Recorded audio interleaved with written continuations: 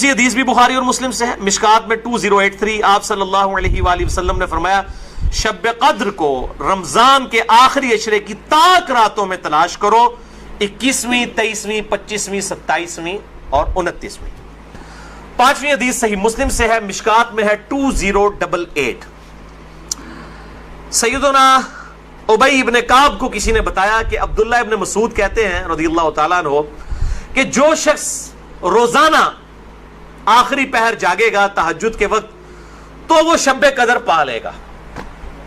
اب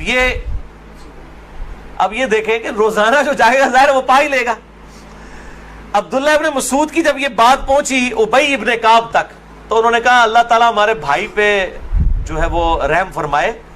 انہوں نے شاید یہ بات اس لیے کہی کہ لوگ صرف اکتفا ہی نہ کر لیں رمضان کے قیام پہ ہی، اس لیے انہوں نے یہ بات کی ہوگی، ورنہ ہمارے بھائی عبداللہ ابن مسعود کو یہ بات خوب پتا ہے کہ شب قدر جو ہے یہ رمضان کے آخری عشرے میں آتی ہے۔ اور پھر انہوں نے کہا کہ میں اللہ کی قسم اٹھاتا ہوں کہ شب قدر جو ہے وہ 27ویں رات ہے، اور تابعی کہتے ہیں کہ انشاءاللہ کے بغیر قسم کھائی، کیونکہ اگر آپ انشاءاللہ کے ساتھ قسم کھائیں نا تو وہ قسم ڈاؤٹ فل ہوتی ہے کہ اگر اللہ نے چاہا تو۔ انشاءاللہ کے بغیر قسم کھائی جاتی ہے تو کنفرم ہوتا ہے کہ وہ بات ڈیفینیٹ کر رہا ہے، کرنے والا واقعی قسم کھا رہا ہے۔ تو پھر پوچھا گیا آپ کو کیسے پتا ہے کہ 27ویں ہے؟ انہوں نے کہا اس لیے کہ آپ صلی اللہ علیہ وآلہ وسلم نے ہمیں نشانی بتائی ہے کہ اس رات جب سورج صبح کے وقت طلوع ہوتا ہے تو بغیر شعاؤں کے ہوتا ہے، یعنی بالکل ٹکیاں نکلتی ہے،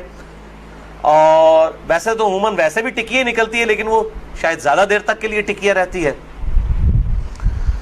اب حالانکہ باقی روایتوں کے اندر 21ویں 23ویں بھی آیا ہے، اور یہ قسم اٹھا کے 27ویں، تو اس سے مراد پھر تطبیق یہ ہوگی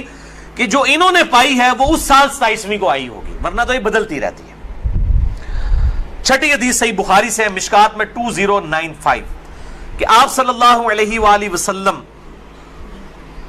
شب قدر کا دن بتانے کے لیے کہ آپ کون سی رات کو یہ آئے گی باہر تشریف لائے، تو دو مسلمان آپس میں جھگڑ رہے تھے۔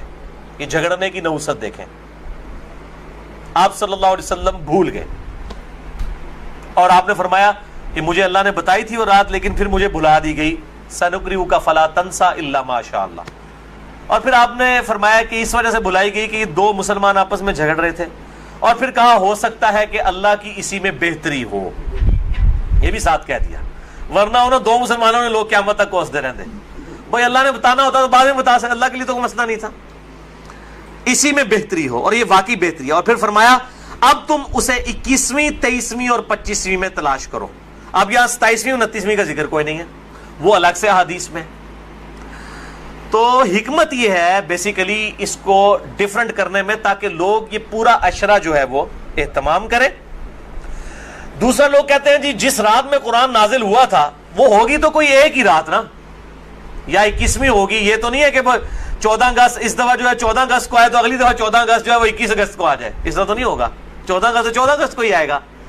تو یہ کیا وجہ ہے کہ قرآن جس رات میں نازل ہونا شروع ہوا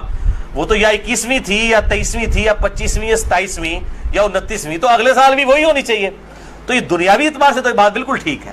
لیکن جب اللہ تعالیٰ نے اس کی سیلیبریشن اس طرح کر دی ہے کہ اس سال میں اس کی سیلیبریشن کروں گا 21ویں کو، اگلے سال 23ویں کو،